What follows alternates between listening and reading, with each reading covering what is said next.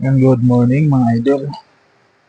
Nandito tayo ngayon sa bahay. Bali, paalis na tayo papuntang duty. Kaso lang, kanina pa malakas yung ulan mga idol. Baka may bang na ngayon.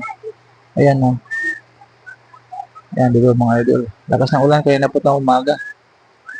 Bumiyahe nga ako.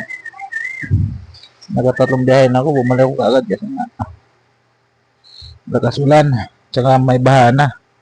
Sana makatawid tayo papunta ng duty. Bali, 12 biyahe na tayo kasi isang oras mahigit yung biyahe papuntang MOA. Tapos ng duty ko. Bumiyahe ko kanina. Tatlong biyahe lang. Ngayon nagbaha. Kaya umuwi ako muna. Ayan. Nakatatlong biyahe lang tayo kanina. Bumaha kasi mga dudaan. Kaya di ko na pinasa mong biyahe.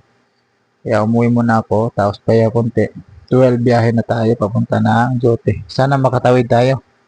Na wala pang baha. Mga idol kasi kanina sa EDSA sa may Munyos yun.